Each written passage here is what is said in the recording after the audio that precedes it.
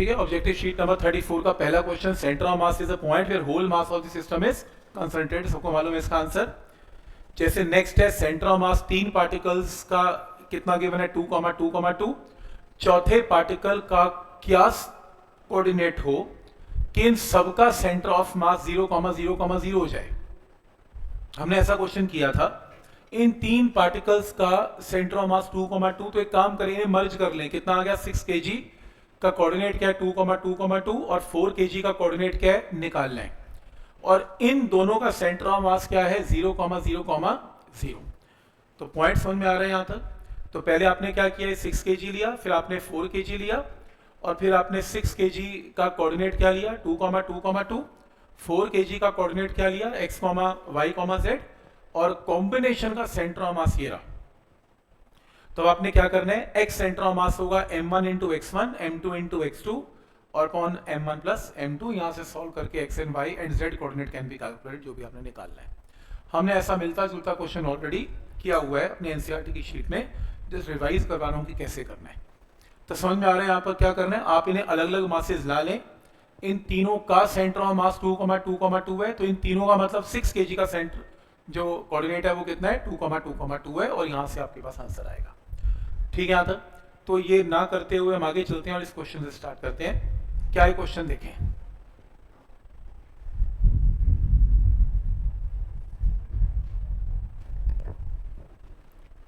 तीन ब्रिक्स हैं, 3 ईंटें हैं और क्या करना है इसमें, हर का मास m है और लेंथ l है। एक के ऊपर एक के ऊपर एक अरेंज्ड है। Distance of centre of mass of the system from the wall is equal to wall. दीवार से सेंटर ऑफ मास की दूरी क्या है ये आपको निकालना है। मुझे बताओ इसका लॉजिक है। पहले क्या करेंगे, हर ब्लॉक का सेंटर ऑफ मास निकालेंगे और फिर तीनों के सेंटर ऑफ मास का सेंटर ऑफ मास निकालेंगे और y में काम नहीं करेंगे x में करेंगे, क्योंकि डिस्टेंस कहां से निकालना है वॉल से। और आप इसे ओरिजिन मान लें तो दीवार से इसका डिस्टेंस आपको निकालना है। ठीक, तो बताएं सबसे पहले ये 3 ब्रिक्स हैं। इनमें से जो पहली ब्रिक है इसका सेंटर ऑफ मास कितनी दूरी पे है l/2। l/2 सेंटर है, l/2 टोटल है l है, तो यहां से दूरी l/2। ये ब्रिक कितना शिफ्ट की हुई है l/4।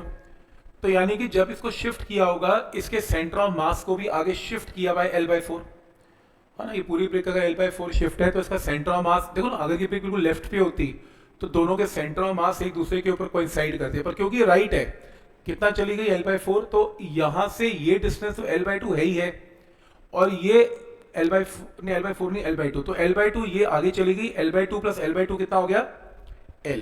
तो ये पॉइंट क्लियर है। तो इसका सेंटर ऑफ मास कितना चला गया आगे l/2। तो नीचे अगर ये ब्रिक यहां होती तो दोनों कोइंसाइड करते l/2 पे, l/2 शिफ्ट हो गई तो total l/2 plus l/2 l। तीसरी कितनी शिफ्ट हुई l/2 ये हुई, l/4 एक्स्ट्रा और हो गई, तो कितना हुआ यहां ये डिस्टेंस l/2, फिर आगे का डिस्टेंस l/2, आगे का डिस्टेंस l/4, तो टोटल क्या हुआ l/2 plus l/2 plus l/4। तो ये आपके पास x1 हो गया, ये आपके पास x2 हो गया, ये आपके पास x3 हो गया। मास तीनों के सेम है तो लगाओ फॉर्मूला m इंटू x1 वाला, m into l/2, m into l, m into 5l/4। इन तीनों को ऐड करेंगे तो क्या आएगा 5l/4 divided by total mass. Solve करके आपके पास आंसर क्या आएगा 11l/12। क्या ये पॉइंट यहां तक क्लियर है कि कैसे करना है। तो आपने कुछ नहीं करना, हर ब्रिक का सेंटर ऑफ मास निकालना है फ्रॉम वॉल कितना होगा, दैट्स इट। ठीक,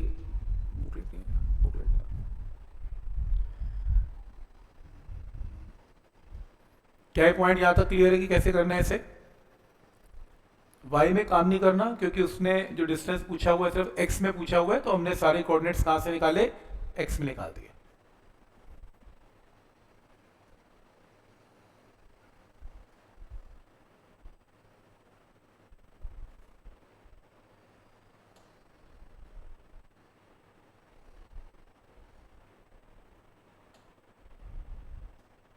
ठीक है, नेक्स्ट क्वेश्चन इजी है। 2 kg की बॉडी है, 3 kg की बॉडी है, पॉइंट मासेस है। 2 kg की वेलोसिटी पता है, 3 kg की वेलोसिटी पता है, सेंटर ऑफ मास की वेलोसिटी निकालनी है तो क्या लगाएंगे m1 v1 plus m2 v2 divided by m1 plus m2। तो हो जाएगा ये क्वेश्चन सॉल्व, सिंपल। ठीक, नेक्स्ट सिंपल है, कॉर्नर्स पे, और इसमें ना साइड गिवन है 1 मीटर, नोट कर ले, इसमें साइड मिसिंग है, साइड इसमें 1 मीटर है, तो अभी हो जाएगा। तो इसमें आपको जो 1 मीटर की साइड है इसे ओरिजिन मान लें, आपको 4 पॉइंट मासेस गिवन है, कोऑर्डिनेट्स आप बना लेंगे 0,0, 1,0, 0,1, 1,1, फिर सेंटर ऑफ मास की लोकेशन निकालनी है x और y, ये भी हो जाएगा। पॉइंट मास है, क्लोज करें इसे, क्या हुआ हमने ऑलरेडी, ये हमने करना है, यहां से शुरू करें, ये आता है ऐसा क्वेश्चन, तो क्या आंसर है देखें।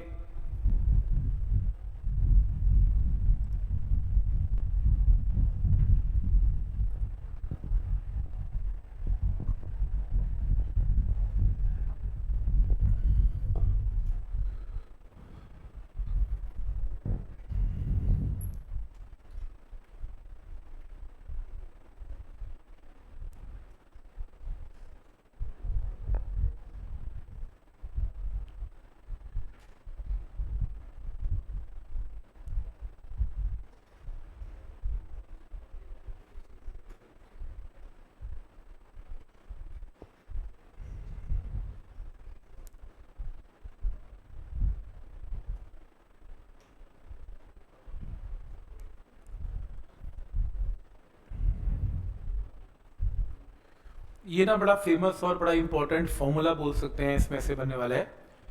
कैसे, सबसे पहले ये बताओ कि हमने लॉज ऑफ मोशन में किया है, पुली सिस्टम किया हुआ है, इसका मास m2, इसका मास m1, m2 नीचे जा रहा है, m1 ऊपर आ रहा है, तो रादर मुझे उल्टा बोलना चाहिए, m1 is greater than m2 है, तो m1 नीचे आएगा, m2 ऊपर जाएगा, तो सिर्फ एक्सेलरेशन पूछ रहा हूँ, सेंटर ऑफ मास नहीं पूछ रहा।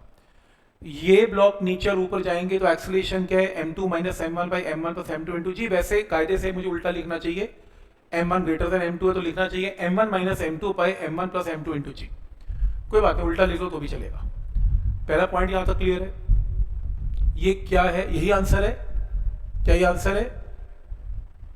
ये क्या निकला, एक्सेलरेशन किन की, ब्लॉक्स की। उसने किसकी एक्सेलरेशन पूछी, सेंटर ऑफ मास की। सेंटर ऑफ मास कहां होगा अंदाजे से,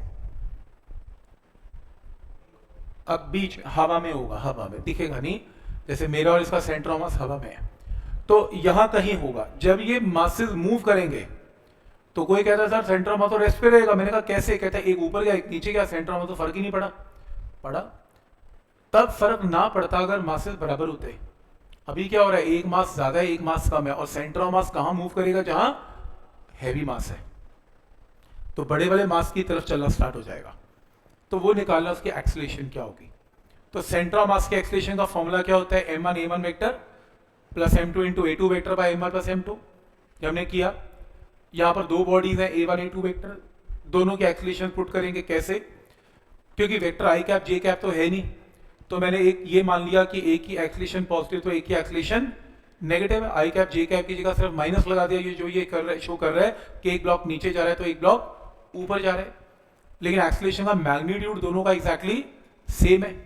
तो एक कॉमन आ गया इसमें, जब एक कॉमन आएगा तो क्या बनेगा, m2 minus m1 by m2 plus m1 into a. उस a की वैल्यू को नीचे पुट कर देना, आंसर मार्क कर लें, a कॉमन निकाल लें और a की वैल्यू ऊपर से नीचे पुट कर दें, यहां से नीचे पुट कर दें। तो चेक करें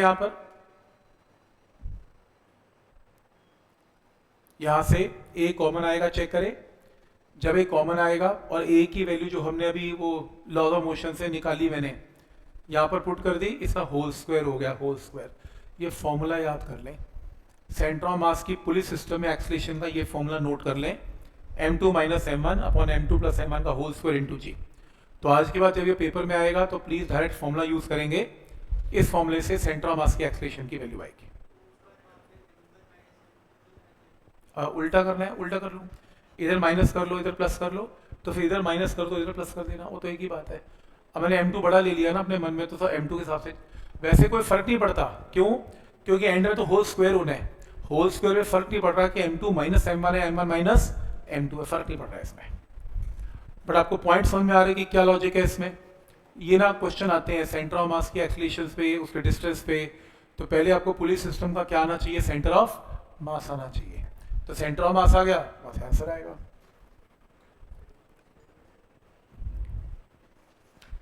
तो एक तरीके का इसका फॉर्मूला बन गया, इस फॉर्मूले को यूज करके अपना आंसर निकाल सकते हैं।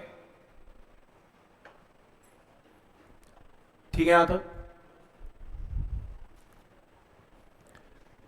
जैसे ये हमने किया हुआ है, कार्बन और ऑक्सीजन वाला क्वेश्चन है, HCl मॉलिक्यूल किया है, कार्बन ऑक्सीजन, एनसीईआरटी की शीट का क्वेश्चन है जिसमें 12 और 16 मासेस लेने हैं कार्बन के, ऑक्सीजन के। इसको ओरिजिन मानते हुए अपने सेंटर ऑफ मास का कोऑर्डिनेट निकालना है। इसको होमवर्क लिखे प्लीज। इसको देखो देखो जरा क्या क्वेश्चन है और ये मैंने आंसर क्यों मार्क किया।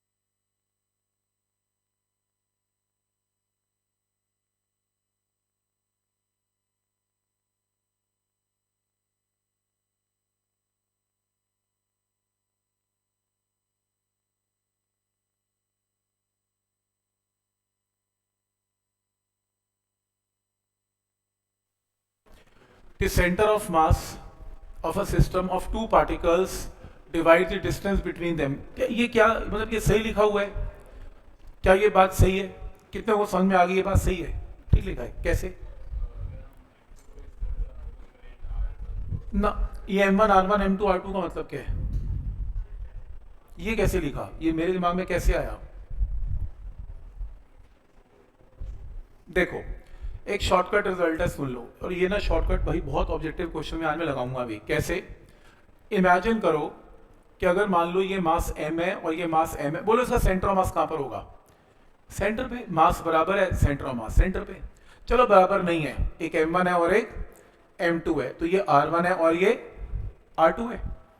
अब तो सेंटर में नहीं होगा, r1 r2 पे होगा। चलो मान लो सेंटर ऑफ मास का कोऑर्डिनेट 0,0 है, तो बोलो इसका कोऑर्डिनेट क्या बनेगा? -r1,0। इसका कोऑर्डिनेट क्या बनेगा? r2,0। सेंटर ऑफ मास का x कोऑर्डिनेट क्या है? 0। तो x centre of mass is equal to m1 into x1 plus m2 into x2 divided by m1 plus m2। x centre of mass क्या है? 0। m1 की वैल्यू m1 रहने दो, x1 की वैल्यू क्या लिखे? -r1, m2 की वैल्यू m2, x2 की वैल्यू क्या लिखे? r2 divided by m1 plus m2। ये चला गया यहां। अब क्या आया? यहां से जरा सॉल्व करके देखें। m1 r1 is equal to m2 r2। समझ में आ रही है फॉर्मूला कैसे बना? ठीक है, यानी कि m into R is a constant, क्योंकि कांस्टेंट का मतलब है कि मास इनटू डिस्टेंस का जो प्रोडक्ट है वो कांस्टेंट का मतलब समझ रहे हो। जैसे अगर हम दोनों का मास बराबर है तो सेंटर ऑफ मास सेंटर में है, लेकिन अगर मेरा मास ज्यादा है तो सेंटर ऑफ मास मेरी तरफ शिफ्ट हो जाएगा। मेरी तरफ शिफ्ट होने का मतलब डिस्टेंस घट जाएगा, यानी कि जिसका मास ज्यादा है उसका डिस्टेंस सेंटर ऑफ मास से कम है, और जिसका मास कम है उसका डिस्टेंस ज्यादा है। इसलिए m is inversely proportional to r। तो आज के बाद जब भी ये क्वेश्चन आ जाए कि दो मासेस हो m1 m2 और सेंटर ऑफ मास यहाँ पे पड़ा हो, तो ये शॉर्टकट रिजल्ट है, मेरा मास इनटू मेरा distance from centre of mass is equal to इसका mass into distance of centre of mass. ये सीधा लगाया जा सकता है m1 r1 m2 r2। तो आज के बाद हम ऐसा नहीं करेंगे, लंबा काम नहीं करेंगे, हम सीधा लगाएंगे m1 r1 m2 r2। क्या ये पॉइंट यहां तक क्लियर है? किधर स्क्वायर? स्क्वायर का ये तो हो नहीं सकता ना, इनवर्स स्क्वायर रेशियो होता है, mass inversely proportional to r square. Centre of mass में स्क्वायर तो यूज ही नहीं होता ना, तो वैसे ही गलत है। ठीक है, यहां तक क्लियर है कैसे सोच रहे हैं इसे? नेक्स्ट, एक स्प्रिंग गन है जिसका मास m है, fires a shot of mass m with a velocity of v at an angle of elevation theta. Gun है, गोली चली, बुलेट गई, ऑब्वियसली गन पीछे आएगी, गोली चलती गन पीछे आएगी, it follows law of conservation of linear momentum. तो जब गोली नहीं चली थी सेंटर ऑफ मास किस पे था, रेस्ट पे, और गोली चलने के बाद भी सेंटर ऑफ मास किस पे रहेगा, रेस्ट पे। हमने किया था कि लॉ ऑफ कंजर्वेशन ऑफ जो linear momentum in terms of centre of मास, कि गोली चलने से पहले या गोली चलने के बाद सेंटर ऑफ मास अगर रेस्ट पे है तो रेस्ट पे रहेगा, बॉम्ब फटने से पहले बॉम्ब फटने के बाद सेंटर ऑफ मास रेस्ट पे रहेगा, तो इसलिए इसका आंसर 0 रहेगा। वो इनिशियली मूव नहीं कर रहा सिस्टम, तो फाइनली भी मूव नहीं करेगा सिस्टम। सेम टू बॉडीज हैं 2 and 4 kg moving with velocity 20 and 10 towards each other. इसमें कुछ करना नहीं है वैसे, जैसे m1 m2 है, आपको वेलोसिटी ऑफ सेंटर ऑफ मास निकालना है। 2 kg मूव कर रहा है 20 के साथ और 4 kg मूव कर रहा है -10 के साथ। कोई मुझे ये बताएगा, मैंने यहाँ माइनस क्यों पुट किया, ऑपोजिट डायरेक्शन, क्योंकि दोनों बॉडीज कैसे मूव कर रही है, ऑपोजिट। तो एक वेलोसिटी पॉजिटिव तो दूसरी वेलोसिटी नेगेटिव, तो सॉल्व कर लो, इसका आंसर क्या आ रहा है 0। तो समझ में आ रहा है कैसे करना है, m1 r1 m2 r2 upon m1 plus m2। जैसे ये नहीं करना, इक्विलेटरल ट्रायंगल के कॉर्नर पे मासेस हैं, हमने ऑलरेडी एनसीईआरटी में ऐसे क्वेश्चंस किए हुए हैं, ये रिपीट क्वेश्चन है सेम, ये भी नहीं करना। ये देखो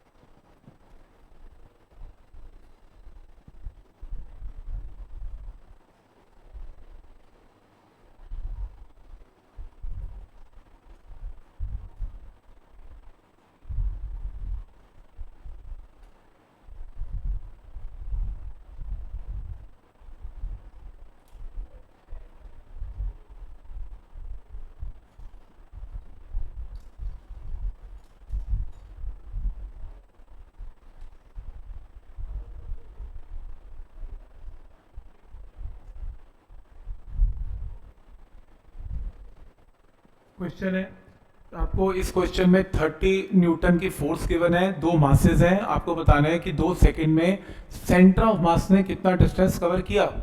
सबसे पहले सेंटर ऑफ मास की एक्सेलरेशन क्या होती है, F upon m1 plus m2। Force की वैल्यू कितनी है 30 और m1 m2 कितना है हमें गिवन है, तो सेंटर ऑफ मास की एक्सेलरेशन आ गई पहले तो। अब centre of mass initially rest पे था, अब हम अपनी इक्वेशन मासेस पे इंडिविजुअल नहीं लगाएंगे, अब हम सेंटर ऑफ मास पे लगाएंगे।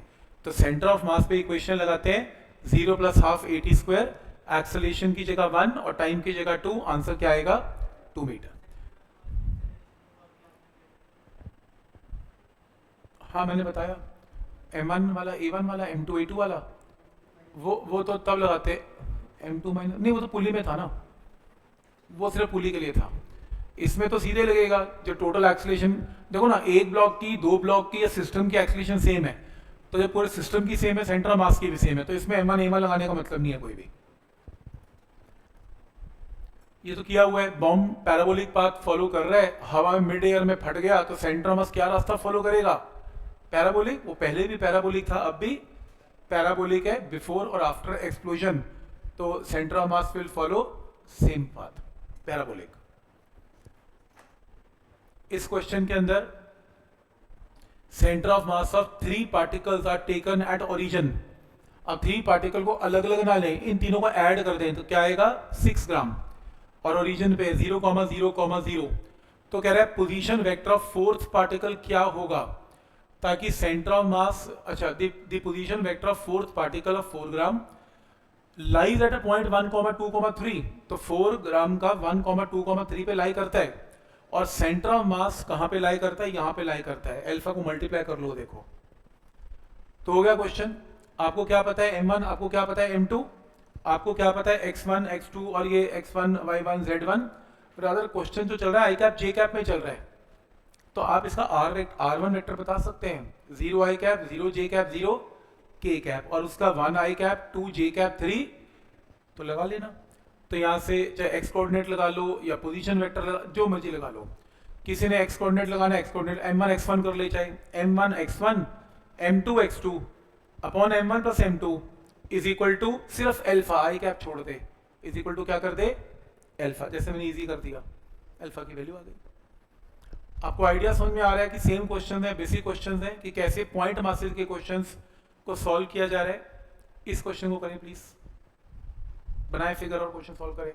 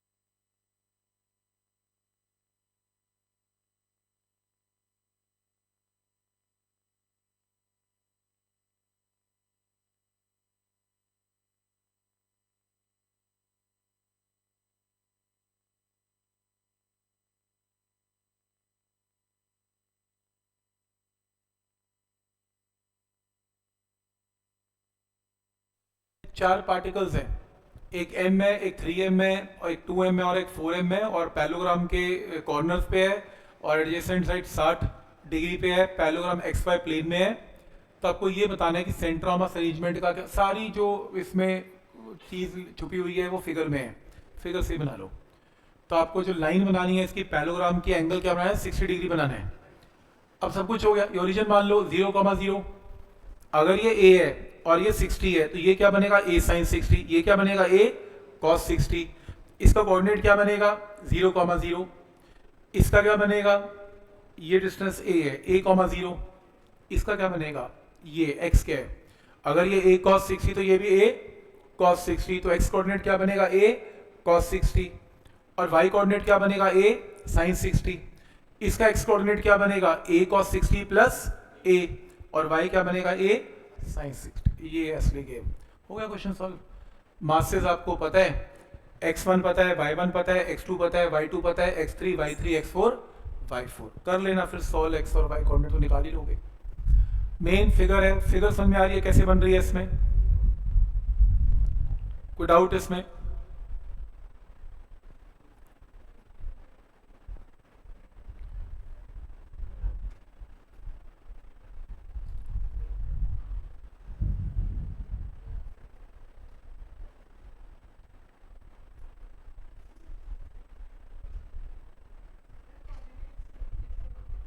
कोऑर्डिनेट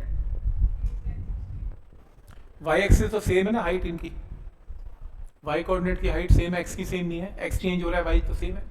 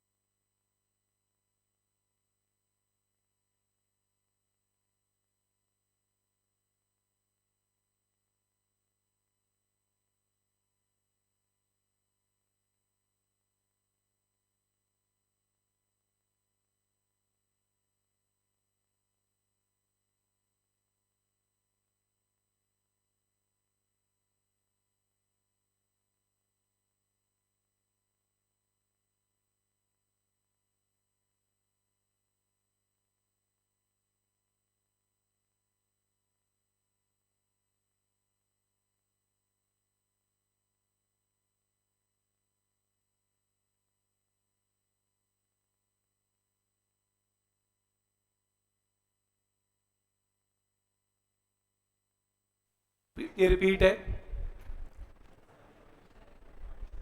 वो कह रहा है कि ए और बी दो particle move each other, mutual force of attraction. देखो कोई एक्सटर्नल फोर्स नहीं है, म्यूचुअल अट्रैक्शन अलग है, एक्सटर्नल फोर्स अलग है। कोई हम दोनों को आगे धक्का मारे उधर ले जाए, हमारा centre of mass he move करेगा, पर म्यूचुअल अट्रैक्शन में क्या होगा, अपने मासेस के हिसाब से हम दोनों मूव करेंगे। मैं m1 मूव करूंगा विद a1, ये m2 मूव करेगा विद a2। हाँ, फोर्स हम दोनों में एग्जैक्टली क्या लगेगी, फोर्स सेम है, तो m1 a1 m2 a2 लगेगा, ये m1 v1 m2 v2 लगेगा, ये m1 x1 m2 x2 लगेगा। आज जैसे किया m1 x1 m2 x2, या m1 r1 m2 r2। तो सेंटर ऑफ मास नहीं मूव करेगा, centre of mass will remain at rest. Mutual attraction से सेंटर ऑफ मास मूव नहीं किया करते, एक्सटर्नल फोर्स से मूव करते हैं। Centre of mass of the body may lie outside या इनसाइड, कैसे भी। रिंग का जैसे सेंटर ऑफ मास रिंग के सेंटर पे है ना, उसकी बॉडी के अंदर नहीं है, बाहर भी लाई कर सकता है और अंदर भी लाई कर सकता है। इसका कैसे करेंगे,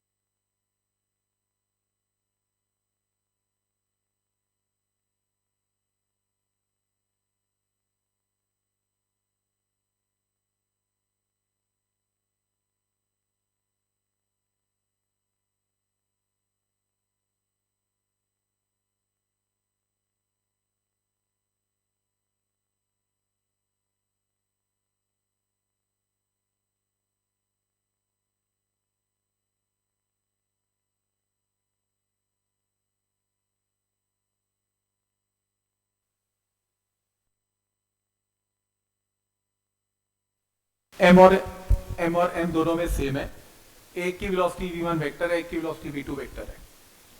तो मैं सेंटर ऑफ मास की बात कर रहा है कि सेंटर ऑफ मास का पाथ क्या होगा, रास्ता क्या होगा। तो सबसे पहली चीज, सेंटर ऑफ मास की वेलोसिटी वेक्टर का ये फॉर्मूला है। तो मास m और m है, तो m और m तो कट ही जाएगा। v1 वेक्टर पता है, v2 वेक्टर पता है, ये velocity of centre of mass आ गया। फिर बात करते हैं एक्सेलरेशन की। तो m और m है, एक्सेलरेशन एक की तो गिवन है और दूसरे की क्या है, 0। तो m1 a1 vector, m2 a2 vector by m1 plus m2 में m को कट करते हुए एक्सेलरेशन भी आ गई। अब बस इतना बता सकता हूं। तुम्हें कैसे पता लगा, ये सर्कल नहीं है, ये स्ट्रेट लाइन है। चलो इलिप्स तो क्वेश्चन हो नहीं सकता, इलिप्स में तो नहीं पात कोर्स, अभी इलिप्स कहां से आ जाएगा, चलो छोड़ो।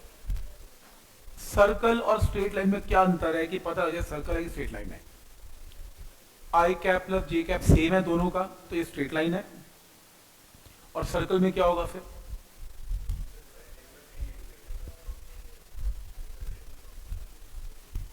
ये भी तो कांस्टेंट है, मैग्नीट्यूड लो सेम आ रहा है। ये कौन सा वेरिएबल है, नहीं कुछ और। कैसे सर्कल का कैसे पता लगेगा,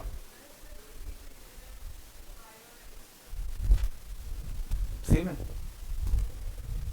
नहीं है, स्ट्रेट है। ये कांस्टेंट्स है, इंटीग्रेशन का मतलब ही नहीं है। एक्सेलरेशन भी कांस्टेंट है, वेलोसिटी भी कांस्टेंट है, प्रॉब्लम क्या है। मैं कैसे मार्क करूं, कल को कुछ और चीज आगे, मैं कैसे बताऊं कि सर्कल है कि स्ट्रेट लाइन है। एक आंसर से दिया, आई कैप प्लस जे कैप दिखा रहा है कि अगर मान लो वेलोसिटी वेक्टर आई कैप प्लस जे कैप में, मान लो आई कैप प्लस जे कैप डायरेक्शन इधर है, तो वेलोसिटी वेक्टर इधर है और एक्सेलरेशन वेक्टर भी आई कैप प्लस जे कैप में है, वो भी इस तरफ है। चेक करो, दोनों की direction I cap plus J cap है। तो अगर एक व्हीकल जा रहा है उसकी वेलोसिटी आई कैप प्लस जे कैप डायरेक्शन है और एक्सेलरेशन भी सेम है, तो ऑब्वियसली स्ट्रेट लाइन ही हो सकती है। वेलोसिटी बढ़ रही है, एक्सेलरेशन बढ़ रही है, सेम डायरेक्शन में, तो स्ट्रेट लाइन है। सर्कल की क्या निशानी है? तो क्या उस और थोड़ा और जाओ, डिटेल जाओ, दोनों परपेंडिकुलर होने चाहिए। सर्कल जब बॉडी सर्कल में मूव करती है, जब बॉडी सर्कल में मूव करती है तो उसका velocity vector and acceleration vector हमेशा कितने एंगल पर है? 90। और अगर ये क्वेश्चन सर्कल का होता ना, यहां माइनस होता, क्योंकि डॉट प्रोडक्ट क्या आना चाहिए था इनका? 0। वेलोसिटी और एक्सेलरेशन जब वेक्टर फॉर्म में हो और उनका डॉट प्रोडक्ट 0 आ जाए, इसका मतलब एक्सेलरेशन परपेंडिकुलर टू वेलोसिटी हो जाएगी, तभी तो डॉट प्रोडक्ट 0 है। तो अगर एक्सेलरेशन और वेलोसिटी दोनों एक दूसरे के परपेंडिकुलर है, इसका मतलब they are moving in a circle. अगर सेम डायरेक्शन है तो स्ट्रेट लाइन, और अगर परपेंडिकुलर है वेलोसिटी और एक्सेलरेशन तो सर्कल। ऐसे दिखना है। तो समझ में आ रहा है हम ये क्यों कैलकुलेट कर रहे हैं? हम यही कैलकुलेट कर रहे हैं कि दोनों में डायरेक्शन सेम है, तो ये स्ट्रेट लाइन है। अगर एक भी नेगेटिव होता और डॉट प्रोडक्ट 0 हो रहा होता, मैं सर्कल मार्क कर देता। समझ में आ रहा है क्या डिफरेंस है दोनों में? ये देखो नेक्स्ट क्वेश्चन।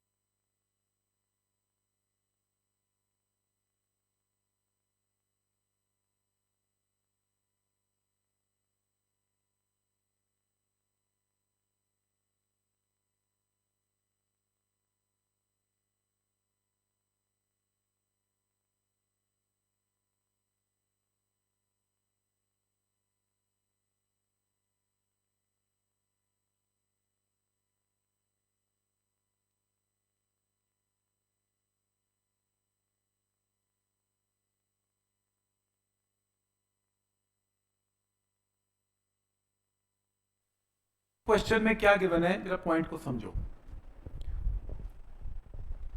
देखो इसमें ये गिवन है कि अगर सपोज करो आपके पास इस कॉन्सेप्ट के ऊपर बहुत क्वेश्चन आते हैं। इसके अंदर सपोज करो आपके पास एक मास m1 है, एक मास आपके पास m2 है, और मान लो ये सेंटर ऑफ मास है, और मान लो ये डिस्टेंस कितना है? x1 है।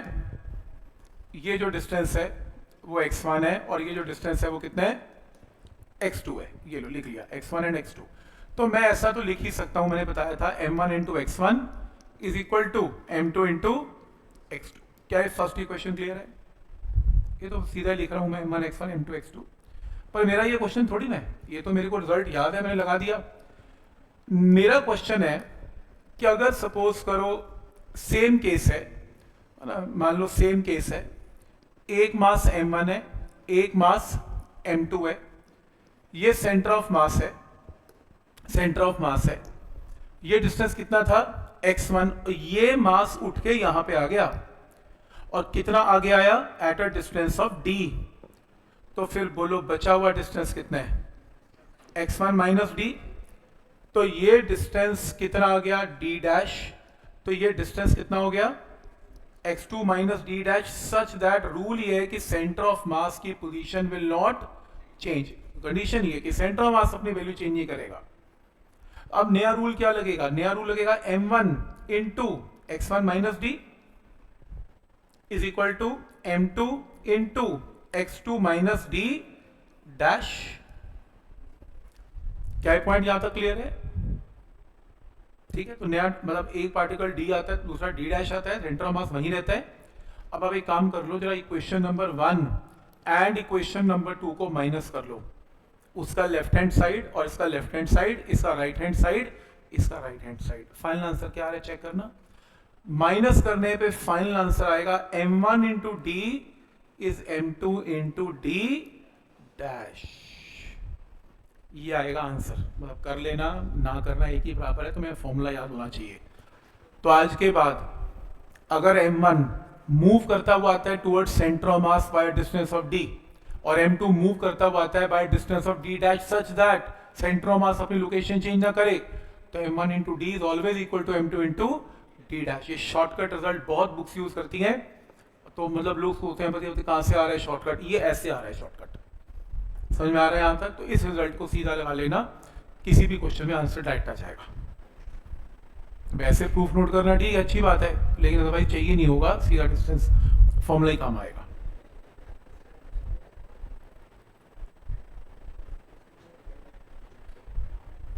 ठीक है यहां तक? तो फॉर्मूला क्लियर है सबको? ये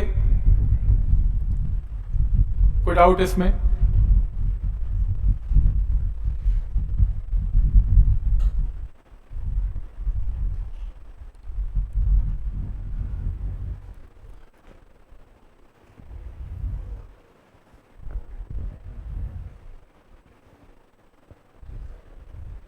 मैंने सीधा यूज किया फॉर्मूला। नेक्स्ट आता है m1 m2 v1 vector v2 vector लगा लेना, m1 v1 vector m2 v2 vector homework है। नेक्स्ट ये लास्ट टाइम वो कट करने वाला पोर्शन जो था, लगाओ फॉर्मूला।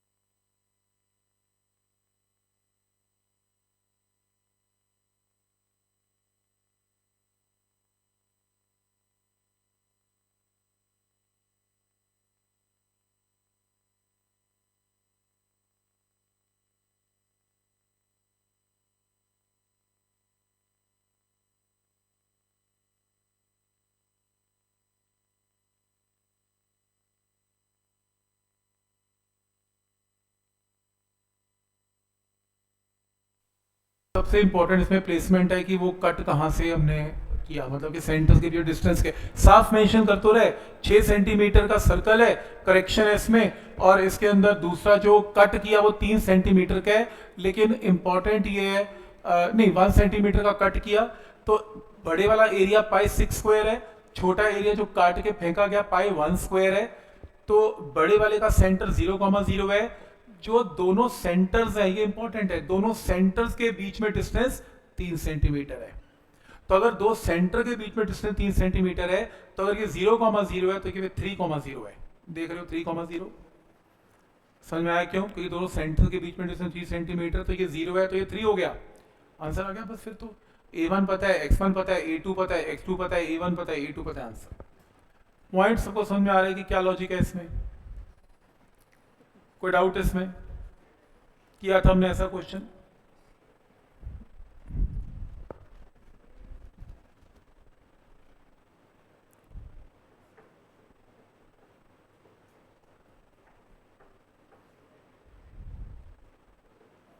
ठीक है, चले आगे।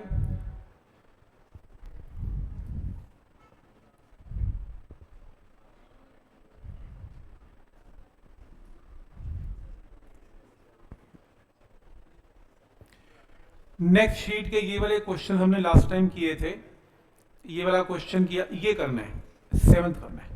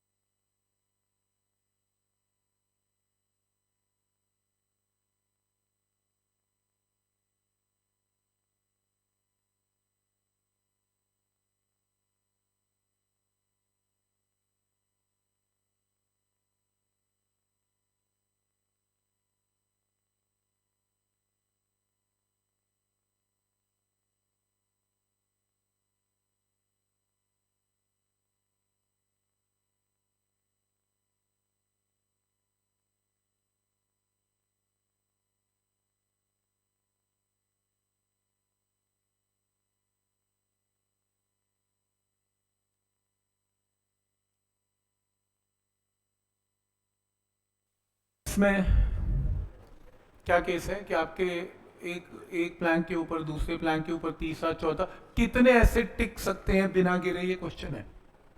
लॉजिक है।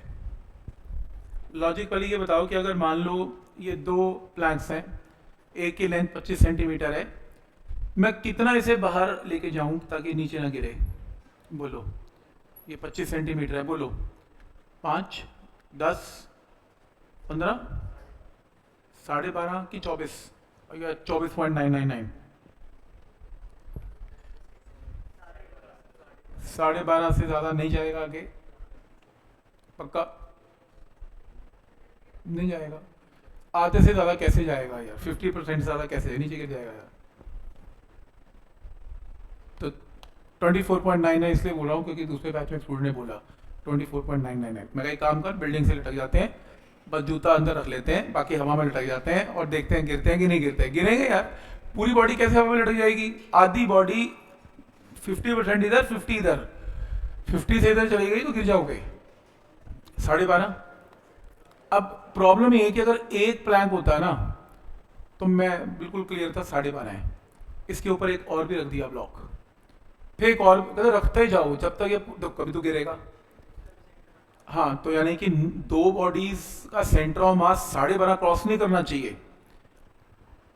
फिर 3 रखे तो 3 बॉडीज का इकट्ठा सेंटर ऑफ मास, क्योंकि सिस्टम का सेंटर ऑफ मास क्या होगा ना, ये और ये, इन तीनों का कहीं यहीं कहीं होगा, बीच में कहीं घूम रहा होगा, तो 12.5 को क्रॉस नहीं करना चाहिए। ऐसे भी 4 रख दिया तो चारों का सेंटर ऑफ मास का शिफ्ट 12.5 क्रॉस नहीं करना चाहिए। तो ऐसा लॉजिक से आप कितने प्लैंक्स रख सकते हो क्वेश्चन है, ठीक है। नंबर ऑफ प्लैंक्स बताने हैं, इसमें कितने रखने हैं ये क्वेश्चन है।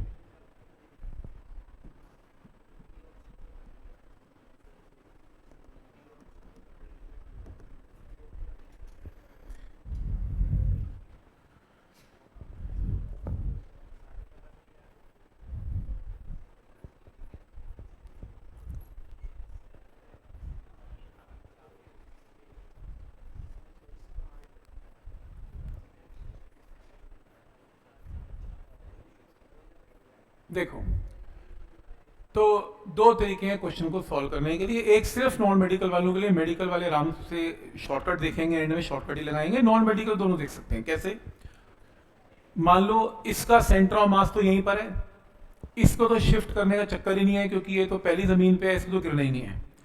तो इसका शिफ्ट इन सेंटर ऑफ मास हमने बिल्कुल नहीं किया, तो डेल्टा x1 का मतलब है शिफ्ट इन सेंटर ऑफ मास कि कितना सेंटर ऑफ मास राइट चला गया वो 0 है। सेकेंड प्लैंक को कितने सेंटीमीटर बाहर भेजा, 8। तो सेकेंड का सेंटर ऑफ मास, अगर ये ओरिजिन है, नीचे का ये सेंटर ऑफ मास ओरिजिन है, सबसे जो नीचे का ब्लॉक है यहाँ सेंटर ऑफ मास ओरिजिन है, तो सेकेंड का सेंटर ऑफ मास कितना शिफ्ट हो गया, 8। इमेजिन कर लो ना, पहले प्लैंक्स एक के ऊपर एक के ऊपर एक है, तो अभी सेंटर ऑफ मास एक के ऊपर एक के ऊपर एक है। तो जब आपने नीचे वाले को छेड़ा नहीं, दूसरे वाले को राइट शिफ्ट कर दिया, तो डेल्टा x2 कितना है, 8। डेल्टा x3 कितना है, 8 प्लस 8 कितना हो गया, 16। नेक्स्ट क्या होगा, 24।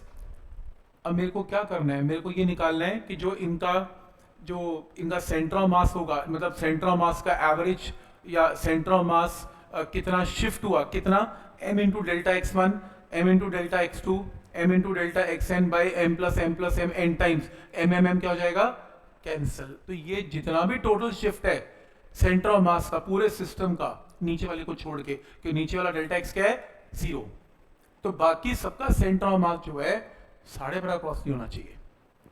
अब इमेजिन कर लो ना, आपका एक ब्लॉक नहीं है, अगर एक ब्लॉक का आंसर तो 12.5 ही है, एक मान लो चिपके हुए ब्लॉक है सारे के सारे, अगर वो चिपके हुए हैं तो उनका टोटल 12.5 नहीं होना चाहिए शिफ्ट। तो यही तो है, चिपकने के बाद इमेजिन करो उनका एवरेज सेंटर ऑफ मास ये रहा, और डेल्टा x1 0 है, डेल्टा x2 8 है, 16 24 n टर्म्स है। नॉन मेडिकल वालों को पता लग गया ये क्या है, एपी। एपी का फॉर्मूला लगाएंगे, एपी का एन टर्म्स का फॉर्मूला लगा के इनइक्वालिटी आपने मैथ्स में कर ली होगी, सॉल्व करके एन की value less than 4.5 4.1 N maximum 4 है। ये तो बहुत लंबा तरीका है, लेकिन नॉन मेडिकल वालों के लिए ठीक है, क्योंकि नॉन मेडिकल वालों को एपी आती है। अगर मान लो 100 प्लैंक्स का आंसर भी है तो वो 100 कैलकुलेट कर देंगे। मेडिकल वाले थोड़ा आप एपी सीखेंगे मैथ्स में जाके। मेडिकल वाले सिंपल तरीका लगाएंगे, हिट एंड ट्रायल। कैसे, ठीक है, यहां तक क्लियर है, रूल समझ में आ रहा है।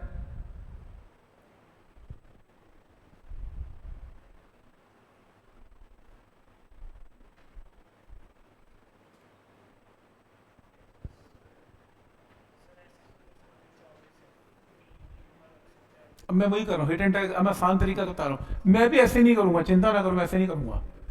मैं क्यों ऐसा इतने पंगे लूंगा एपी यूपी के, मैं कुछ नहीं करूंगा। मैं कहूंगा मान लो मेरे पास एक ब्लॉक है, एक तो गिरेगा नहीं, एक तो पहले गिरा हुआ है, 2 ब्लॉक्स हैं, तो सिर्फ दो ब्लॉक्स के लिए कैलकुलेट करूंगा 0 प्लस 8/2, मतलब m into 0 plus m into 8/m plus m। Answer 12.5 से कम आया, नहीं गिनेंगे।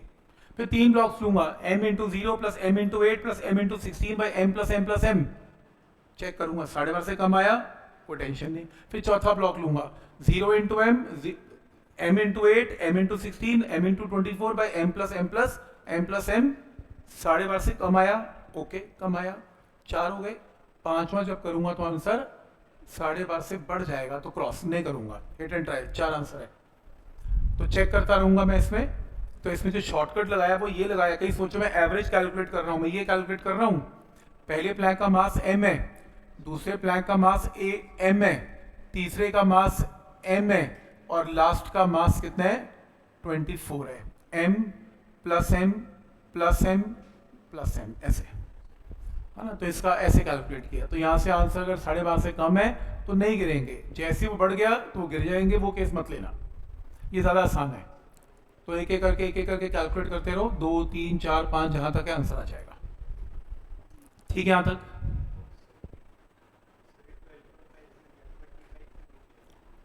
क्योंकि मैं रेफरेंस देखो, मैं रेफरेंस पॉइंट देखो, ओके उसको भी छोड़ो। आपके पास एक ये ना 25 सेंटीमीटर है, इसके ऊपर टिकाना है, ये 12.5 हो गया, फिर जाएगा यार। तो शिफ्ट जो है, शिफ्ट ये 12.5 है।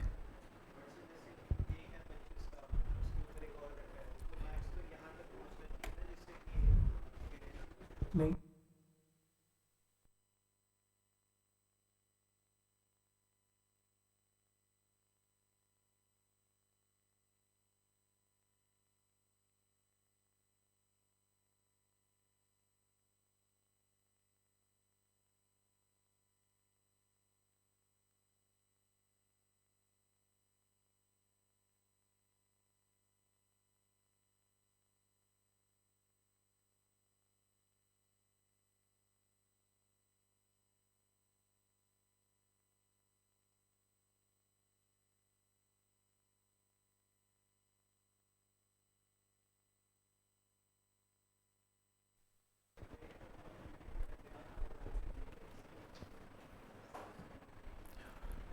क्वेश्चन नंबर 8 हमने कर लिया था,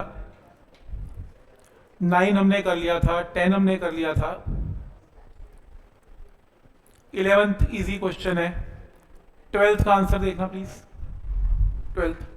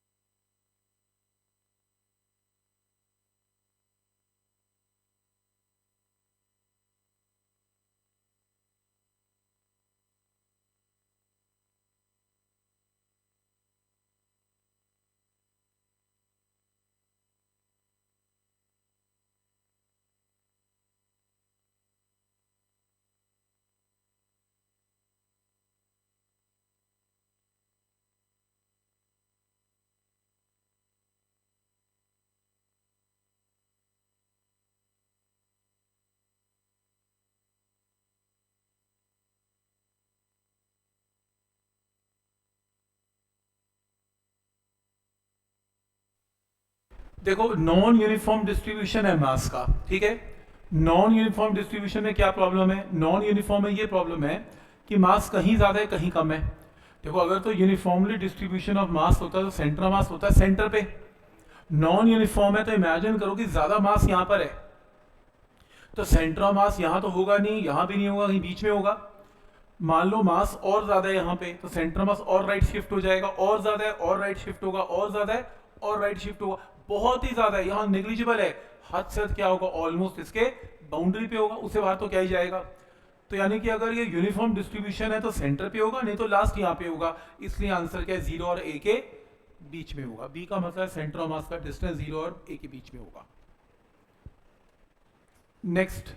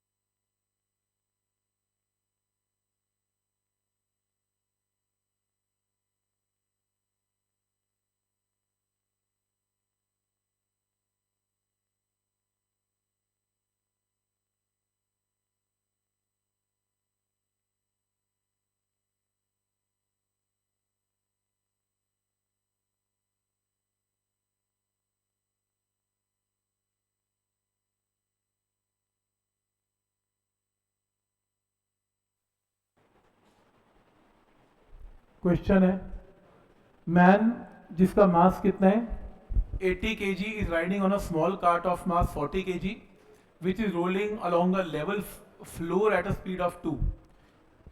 He is running on the cart so that velocity relative to the cart is 3 in the direction opposite to the motion of the cart. What is speed of center of mass of the system?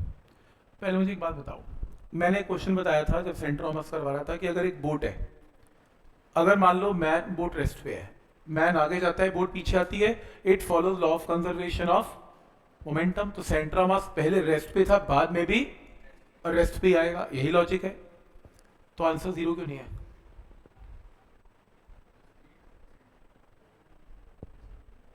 Zero क्यों नहीं है? वो logic लग क्यों नहीं रहा? जबकि बिल्कुल सही है। अगर एक बोट खड़ी हो और मैन चले, बोट पीछे आए, सेंटर ऑफ मास मूव नहीं करेगा, वो रेस्ट पे रहेगा। क्योंकि क्योंकि मैन की वेलोसिटी आगे होगी बोट की, तो ठीक है, मैन उल्टा मूव कर रहा है, बोट आगे जा रही है, प्रॉब्लम कहाँ है इसमें? उसमें भी क्या प्रॉब्लम है? ठीक है, मैन आगे नहीं, मैन पीछे जा रहा है, बोट आगे जा रही है, they are moving in opposite direction, तब प्रॉब्लम क्या है? रहेगा, आप कह रहे हो इसमें मूव नहीं करेगा, करेगा, इसमें करेगा, क्योंकि ये क्वेश्चन वैसा है ही नहीं। मैं बार बार क्वेश्चन 2 बार रिपीट किया, मैंने कहा अगर बोट रेस्ट पे है और मैन की वजह से चलती है तो सेंटर ऑफ मास रेस्ट। यहां तो बाहर से किसी बंदे ने 2 की स्पीड दे रखी है, ये थोड़ी ना है कि तुम बोट लो, पीछे से किसी बंदे को कह दो नीचे से पानी से घुस के ना उसको धक्का मार देना, है ना, बोट वो वहां चली गई और मैं कह रहा हूं देखो सेंटर ऑफ मास यहीं रहेगा, ये थोड़ी ना होगा, फिर तो बोट के अंदर ही जाएगा। ये तो तब लगता है जब मैन आगे जा रहा है और बोट उसकी वजह से चलने की वजह से पीछे आ रही है। लेकिन अगर तुम एक्सटर्नली ही स्पीड 2 दे दोगे फिर नहीं लगेगा, फिर तो सेंटर ऑफ मूव करेगा। लॉजिक दोनों डिफरेंस समझ में आ रहा है?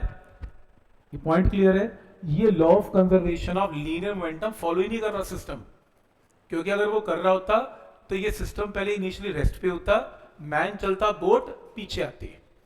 इसमें तो 2 की वेलोसिटी ऑलरेडी काट तो बोट को दी ही हुई है। अब प्रॉब्लम एक है, आप कहोगे सर फिर फॉर्मूला लगा दो। देखो, मान लो जी आपको समझ में कुछ नहीं आया, क्या करें? आपको एक फॉर्मूला तो आता ही है, m1 v1 plus m2 v2 bye m1 plus m2, वो तो लगा ही दोगे, बात ही खत्म। इसमें m1 कौन होगा? मैन। m2 कौन होगा? काट। v1 क्या होगा? मैन की स्पीड। v2 कौन होगा? बोट काट की स्पीड।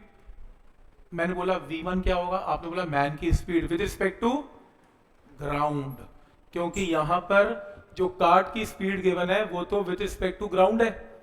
मैन की स्पीड, प्रॉब्लम ये है, जो मैन की स्पीड है वो है 3, लेकिन with respect to relative to the cart. अब प्रॉब्लम ये है कि ये नहीं काम बनेगा, तो अपने को मैन की स्पीड निकालनी पड़ेगी विद रिस्पेक्ट टू ग्राउंड। बात समझ में आ रही है? तो ये फॉर्मूला एप्लीकेबल है। अब ये फॉर्मूले में क्या करें? मैंने आपको क्या बताया? Velocity of man with respect to cart होती क्या है पहले बताओ? Velocity of man minus velocity of cart. Vector का कॉन्सेप्ट यही है। Velocity of man with respect to cart कितनी है? 3।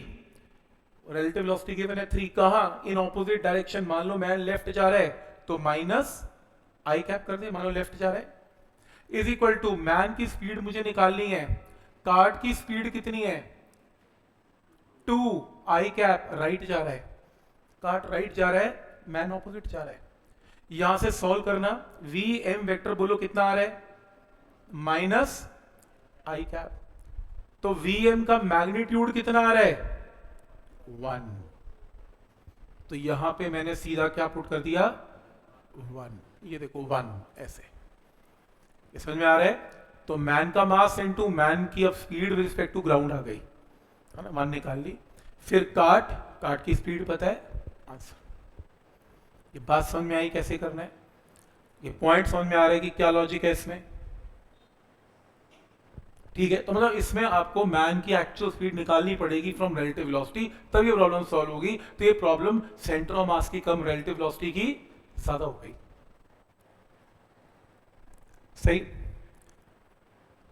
नेक्स्ट,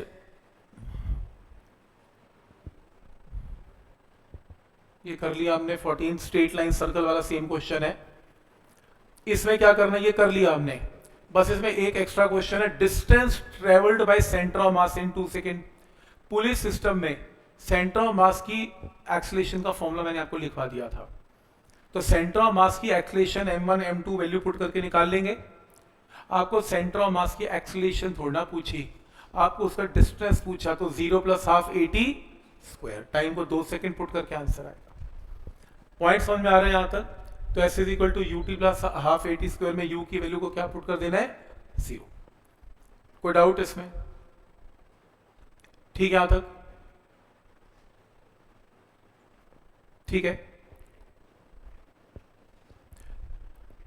नेक्स्ट ये वाला क्वेश्चन करना, ये ज्यादा, ये वाला क्वेश्चन करना, ये वाला 20 बहुत बार आता है यार ये क्वेश्चन।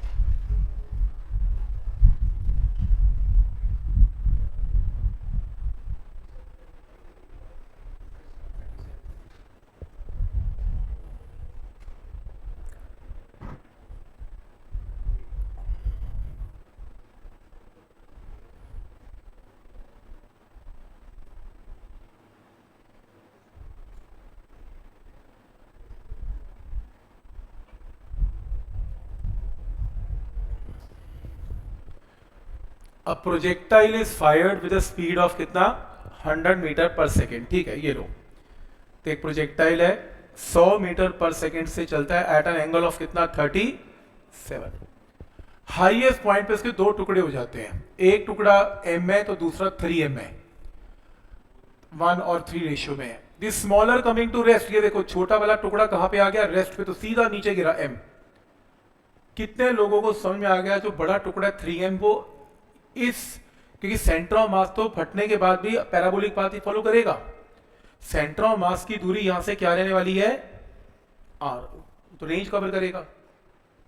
कितने लोगों को समझ में आ रहा है जो 3m पार्टिकल है वो यहां गिरेगा? क्यों यहां क्यों नहीं गिर सकता?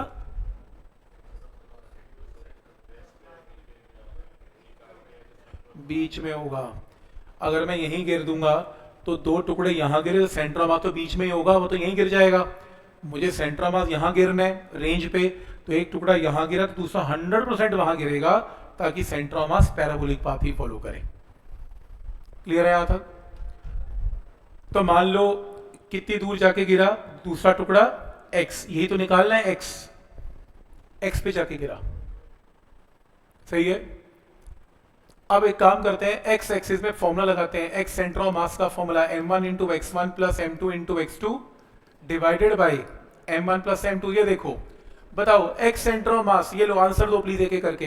भुवन answer, x centre of mass की जगह क्या लूं?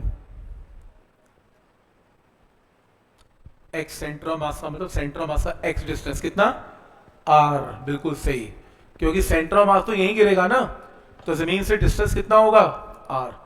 m बोलो, m पार्टिकल कहां गिरा? डिस्टेंस r/2, क्योंकि वो मिड पॉइंट पे गिरा। मिड पॉइंट का डिस्टेंस क्या होता है? r/2। मैक्सिमम हाइट पे टूटा था ना, तो इसकी जगह r/2। m2 3m कहां गिरा? x divided by m plus, solve कर लो, x की वैल्यू आ जाएगी, निकाल लेना x की, चेक कर लो कितनी आ रही है। अब इसमें r तो निकालना पड़ेगा ना, r का फॉर्मूला क्या होता है? v² sin 2θ/g। अब प्रॉब्लम यह है कि थीटा भी 37 है, तो v² × 2 cos θ × sin θ/g। तो cos 37 होता है 4/5, sin 37 होता है 3/5। अब करो 4/5 3/5, अब आएगा आंसर।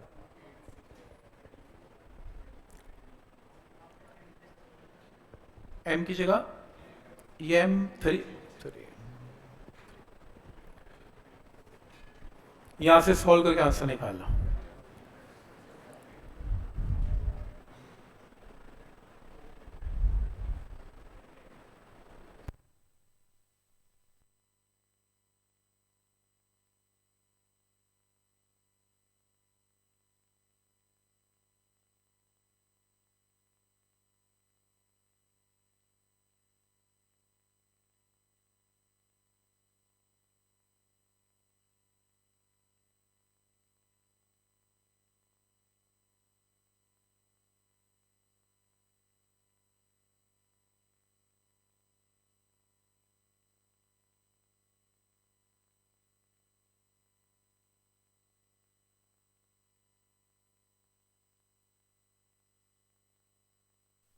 क्या स्टेप यहाँ तक क्लियर है? चेक करो प्लीज, निकाल लोगे इसमें एक्स आ रहा है, आंसर कितना आ रहा है? लंबा आंसर है, कैलकुलेशन बड़ी है क्या?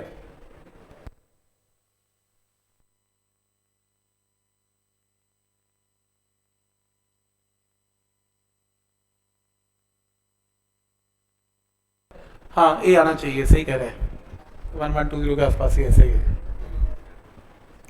मेथड समझ में आ रहा है? पहले ये बताओ, पॉइंट क्लियर है यहाँ तक कैसे करना है? तो यहां से निकाल लेना, ए ऑप्शन आएगा, बिल्कुल सही है। नेक्स्ट,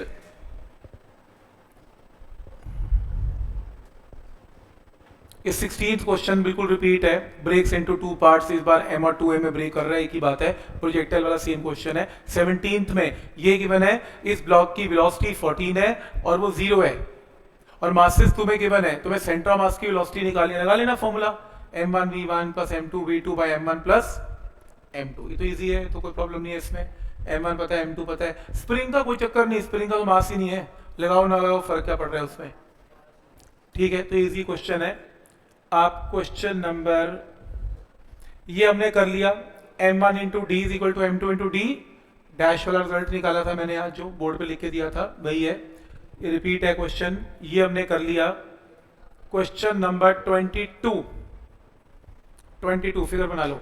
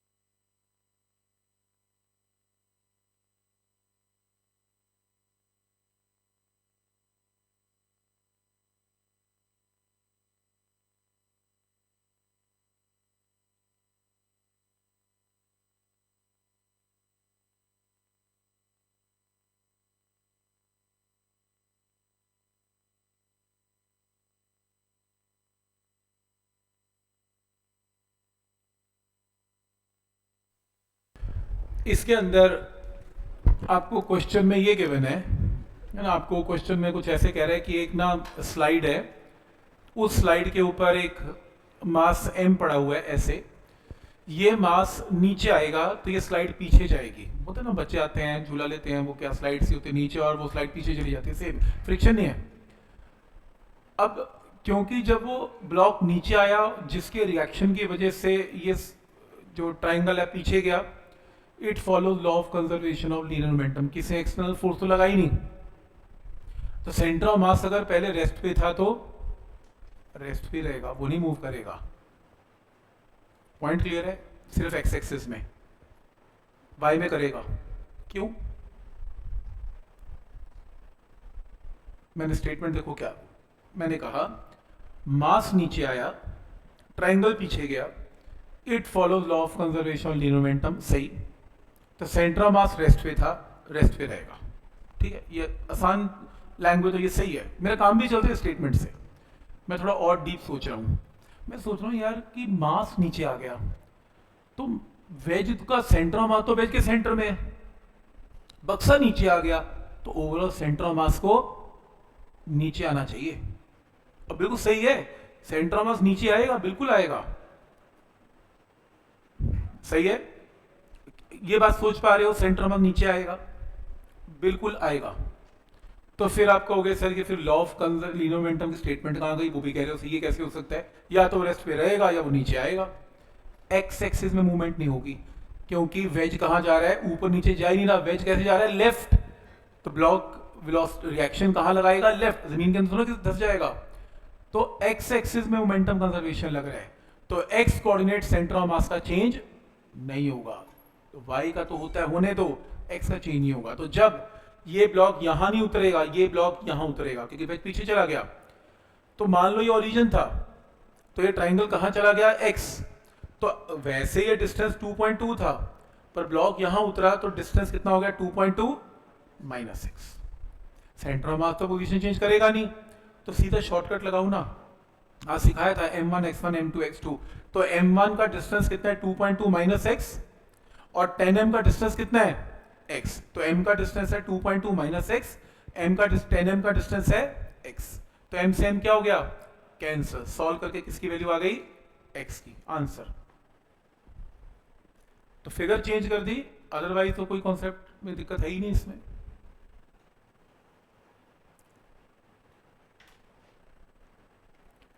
पॉइंट क्लियर है यहां तक, कोई डाउट इसमें?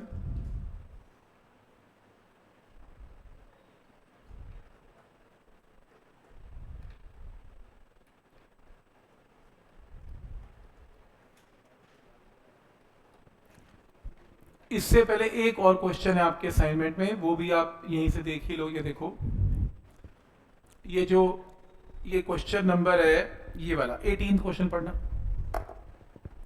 18th।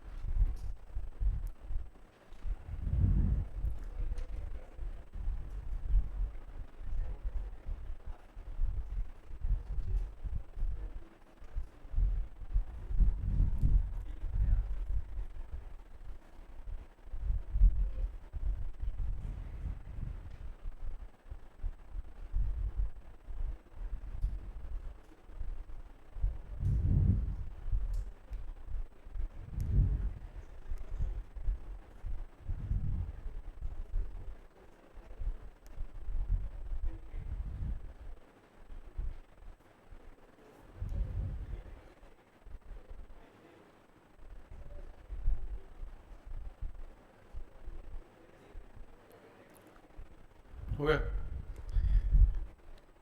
आ गया आंसर? कमाल। देखो क्वेश्चन है, एक ना आइस का क्यूब है, वो ट्रे के ऊपर पड़ा हुआ है, कुछ ऐसे, ध्यान से देखना। ये ट्रे है और ये आइस क्यूब है और ये ग्राउंड है, मान लो ये ओरिजिन है। आइस क्यूब L लेंथ का है। अब इन दोनों का एक ट्रे है, ट्रे का मास मान लो बड़ा m है और आइस क्यूब का छोटा m है। आइस क्यूब का centre of mass ice cube के सेंटर पे है, ट्रे का सेंटर ऑफ मास ट्रे के सेंटर पे है। ट्रे का सेंटर कहां पर है, x1 है, आइस क्यूब का सेंटर कहां है, x2 है।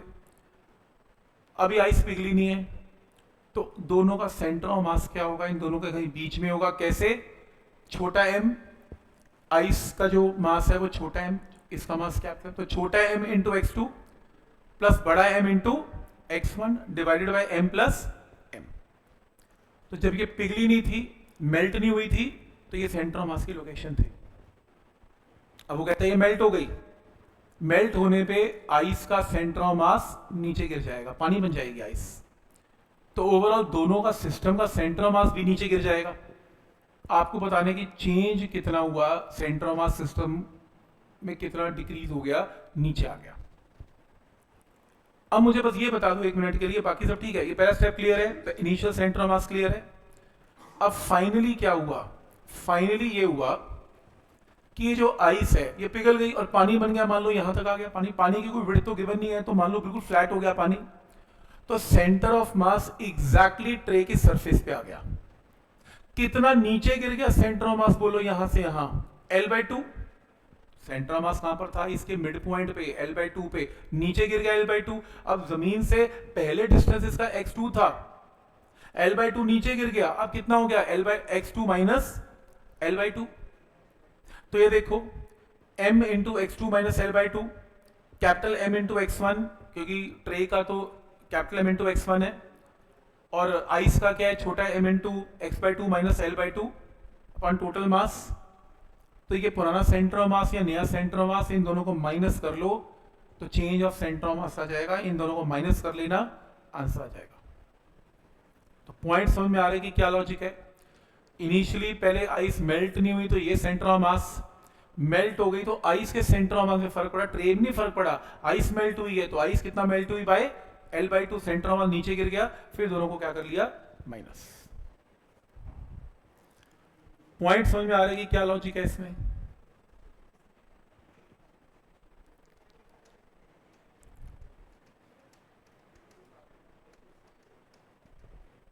ठीक है यहां तक।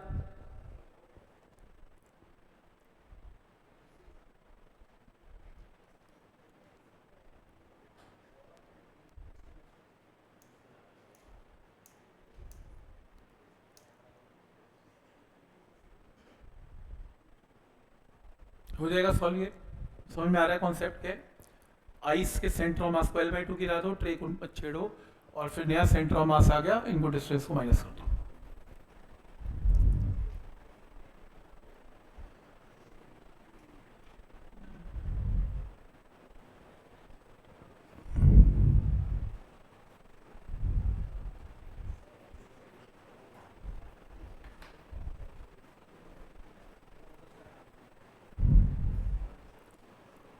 अगली असाइनमेंट में एक क्वेश्चन आएगा, उसमें फोटो बनी हुई है, एक डॉग की फोटो बनी हुई है। मैंने डॉग की जगह मैन बना दिया, एक ही बात है, क्वेश्चन सेम है, वैल्यूज डिफरेंट है, कॉन्सेप्ट समझ लो सिर्फ। क्वेश्चन है ये ना, एक मान लो बोट है, बोट रेस्ट पे है 40 kg, मैन बिल्कुल कोने पे खड़ा हुआ है 10 kg, और मैन किनारे से कितने डिस्टेंस दूर है, ये मान लो ओरिजिन है 20 मीटर दूर खड़ा हुआ है, मैन का डिस्टेंस किनारे से 20 मीटर दूर है।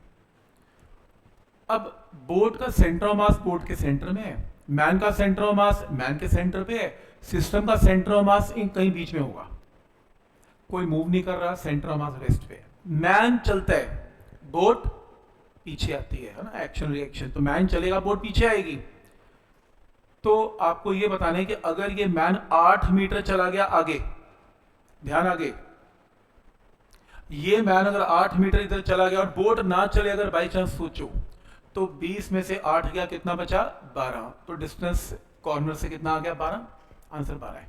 ऐसा हुआ नहीं, लेकिन मैन 8 मीटर चला तो बोट थोड़ी सी उसे पीछे ले आई। अब ये follows law of conservation of linear momentum, तो सेंटर ऑफ मास अगर पहले सिस्टम का रेस्ट पे था तो बाद में भी रेस्ट भी खाएगा, ये नहीं मूव करेगा, क्योंकि एक्शन के बदले में क्या हुआ, रिएक्शन। ठीक है यहां तक। तो आपको ये बताना है कि 8 मीटर जब मैन चला तो किनारे से उसकी दूरी कितनी है, 12 से तो ज्यादा आएगी, क्योंकि अगर बोट ना चले तो 12 है, बोट उसे पीछे ले आई तो आंसर 12 मीटर से ज्यादा आएगा। कितना आएगा एग्जैक्ट ये बताना है। हमें काम करते हैं, इसका डिस्टेंस सेंटर ऑफ मास किनारे से कितना है, 20 है, इसका सेंटर ऑफ मास सेंटर पे है और उसकी दूरी किनारे से x है, मान लेते हैं x है, हमें गिवन तो है नहीं। सिस्टम का सेंटर ऑफ मास बोलो कितना हुआ, 40 into x plus 10 into 20 divided by 40 plus 10। तो ये इनिशियल सेंटर ऑफ मास है जब मैन नहीं चलता था। क्लियर हो गया। अब मैन को चलाते हैं। इमेजिन करो, मान लो मैं चलता हूं 12 मीटर दूर, 20 मीटर दूर है, मैं 8 मीटर आगे चलता हूं तो मेरी दूरी कितनी रहेगी कॉर्नर से, 12, पर सोचो बोट पीछे आ गई x डैश, तो अब मेरी दूरी कितनी होगी, 12 प्लस x डैश। सही है। तो अगली स्टेटमेंट समझ में आ रही है। अब नया क्या हुआ, जो बोट है वो तो पहली x थी, वो तो पहली x दूरी पे थी, अब वो और पीछे आ गई बाय x डैश, तो बोट का नया कोऑर्डिनेट क्या बन गया, x प्लस x डैश, और मैन का 12 प्लस x डैश, क्योंकि मैन में भी फर्क पड़ गया और बोट में भी फर्क पड़ गया, तो नया सेंटर ऑफ मास आ गया, पर centre of mass position change करेगा ही नहीं।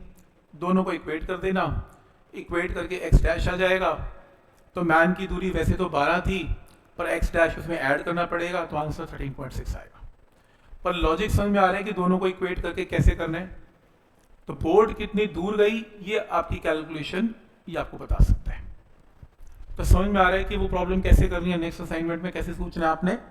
तो बोर्ड वाली प्रॉब्लम जब मैन चले तो कैसे सोचनी है, क्लियर है। सेंटर ऑफ मास इनिशियली भी रेस्ट पे है, फाइनली भी किस पे रहेगा, एट रेस्ट रहेगा। तो दोनों सेंटर ऑफ मास को इक्वेट करके आपका आंसर आएगा। ठीक है,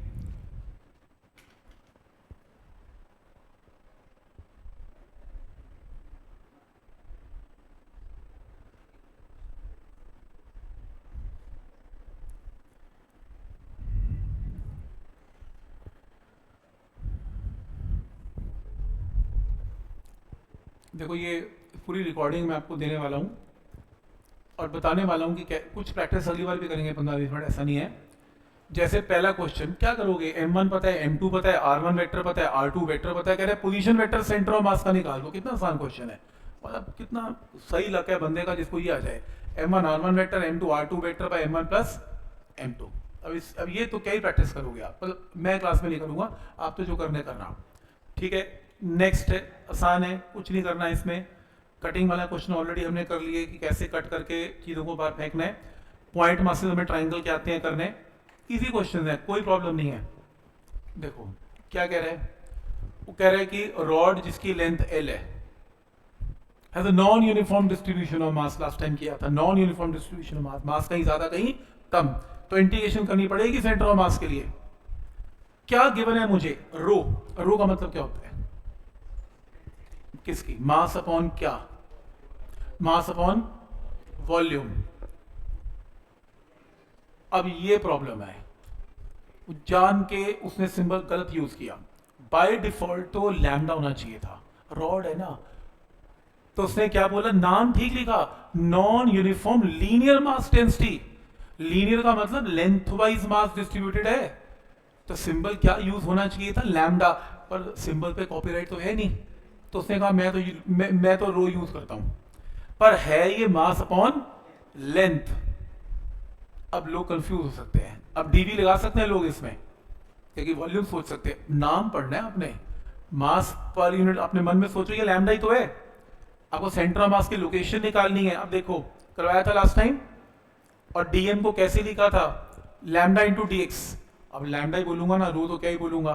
तो जो भी डेंसिटी गिवन है उसको डीएक्स से क्या करना है, तो याद करो, ऊपर भी इंटीग्रेशन, नीचे भी इंटीग्रेशन, 0 से L तक। अब ये घर पे आराम से बैठ के करना, ओपन करना और सॉल्व करना। पर आपको बता रहा हूं कि छोटी छोटी क्या ट्रिक्स हैं उसमें। क्वेश्चन की क्लैरिटी हमने लास्ट टाइम पता है हमने क्या करना है, प्रैक्टिस आपने करनी है।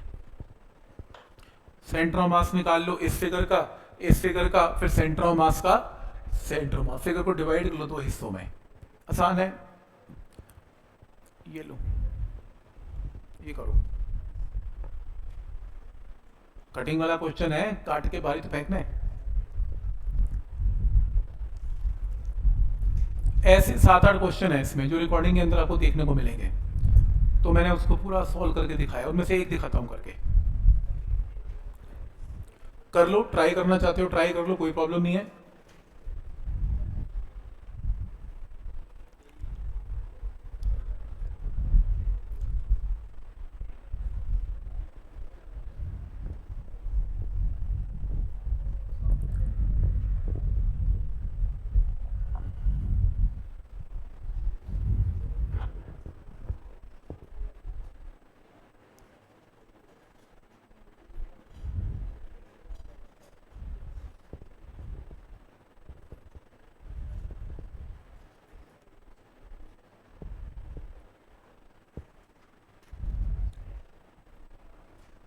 देखो क्वेश्चन है कि इसके अंदर आपको एक बड़ी डिस्क स्फेयर गिवन है, स्फेयर है, डिस्क नहीं है प्लीज, स्फेयर है। बड़े स्फेयर में से कैविटी कर दी, स्फेयर काट के फेंक दिया। हमने डिस्क में से डिस्क काटा है, स्फेयर स्फेयर काटेंगे। आपको टोटल रेडियस इसका कैपिटल R गिवन है, अंदर के स्फेयर का 1 गिवन है, और ये G का मतलब जो बचा हुआ मास है उसका, क्योंकि ओवरऑल अगर मैं कुछ भी ना काटता, सेंटर ऑफ मास C पे था, इस कटे हुए स्फेयर का O पे था, और रिमेनिंग पार्ट का सेंटर ऑफ मास G पे चला गया। आपको बताना है इसमें से क्या रेशियो करेक्ट है। मुझे रूल नंबर 1 ये बताओ कि इसका कोऑर्डिनेट अगर शुरू में बिना, जब पूरा स्फेयर था 0,0 है, इसके अंदर सेंटर से लेके ये डिस्टेंस कितना है, r है, टोटल रेडियस तो r है, और यहां से लेके यहां तक का डिस्टेंस 1 है, तो ये डिस्टेंस कितना है, r -1। तो O का कोऑर्डिनेट क्या आएगा, बोलो, r -1,0। एक्स एक्सिस है, मैथ्स है, फिजिक्स नहीं है, समझ में आ रहा है यहां तक। तो टोटल r है, r में से 1 गया, r -1। अब एक काम करो, इसका कोऑर्डिनेट निकालते हैं। देखो इसका कोऑर्डिनेट क्या है, ये ओरिजिन है, इस ओरिजिन में ये जो डिस्टेंस है वो कितना है, वो r, ये 1 है, ये डिस्टेंस कितना है, ये 1 है, ठीक। अच्छा ये डिस्टेंस कितना है, r -1 है, क्योंकि टोटल r है और ये 1 है, तो r -1 है। ये टोटल कितना है, 1 है, तो ये डिस्टेंस क्या बनेगा, 1 - r -1। सही है। ये डिस्टेंस आपने बताया कितना है, 1 है, ये तो 1 है ना, O से लेके यहां का डिस्टेंस 1 है, सही। और ये डिस्टेंस कितना निकाला आपने, r -1 है, तो 1 - r + 2, तो क्या, नहीं, 1 - r + 1, तो 2 - r, तो इसका कोऑर्डिनेट बोलो क्या बनेगा, -2 - r, 0। ऐसे ही बनेगा, चेक कर लो। सबसे पहला काम कोऑर्डिनेट्स निकालने का है, ठीक, कोई डाउट इसमें। अब इसका मतलब यह है कि अगर पूरा स्फेयर होता, पूरे स्फेयर का मास m सेंटर ऑफ मास पे होता, ये स्फेयर काटा गया, कटे हुए स्फेयर का मास कितना है, m1, और यहां पर मास किसका है, रिमेनिंग, बचे हुए रिमेनिंग स्फेयर का मास कितना है, m2। तो m2 का मतलब क्या है, बचा हुआ स्फेयर, m1 का मतलब क्या है, कटा हुआ स्फेयर, और दोनों को मिलाएंगे तो टोटल सेंटर ऑफ मास क्या जाएगा, m। कोई डाउट इसमें। और शॉर्टकट मुझे पता है, शॉर्टकट क्या है, इनमें और इनमें डिस्टेंस पता है, ये सेंटर ऑफ मास है, तो मैं लिख सकता हूं m2 × 2 - r is equal to m1 × r -1, m2 × 2 - r, m1 × r -1। कोई डाउट इसमें, पॉइंट समझ में आ रहे हैं यहां तक। अगर मैं मासेस बता दूं आंसर आ जाएगा। चलो निकालते हैं मास। m1 क्या है, m1 का मतलब है कटा हुआ स्फीयर, कटे हुए स्फीयर का मास बोलो क्या है। इमेजिन कर लो इस पूरे स्फीयर की डेंसिटी रो है, इमेजिन कर लो, नहीं गिवन तो भी इमेजिन कर लो, तो रो इनटू वॉल्यूम कितना है, 4/3 पाई r क्यूब, ऐसे निकलेगा ना, इनटू r -1, यही होगा वॉल्यूम इनटू डेंसिटी। और ऐसी m2 का वॉल्यूम क्या होगा, 4/3 pi capital R cube minus 4/3 पाई 1 क्यूब इनटू डेंसिटी, बचा हुआ स्फीयर, रिमेनिंग स्फीयर। तो ये कटे हुए स्फीयर का मास है, ये बचे हुए स्फीयर का मास है। इक्वेट कर दो, सिंप्लीफाई करो, आंसर आएगा। अब आएगा आंसर। ये मैं कह रहा था, ये करना पड़ेगा कुछ क्वेश्चंस में। हम तो पैरेललोग्राम पे सोच रहे थे कि कैसे होएगा, ये थोड़ा सा ज्यादा है, बट सारे क्वेश्चन ऐसे नहीं है। मैंने बहुत क्वेश्चन स्किप किए, m1 r1 m2 r2 आ जाते हैं, नीट में तो आ ही जाते हैं।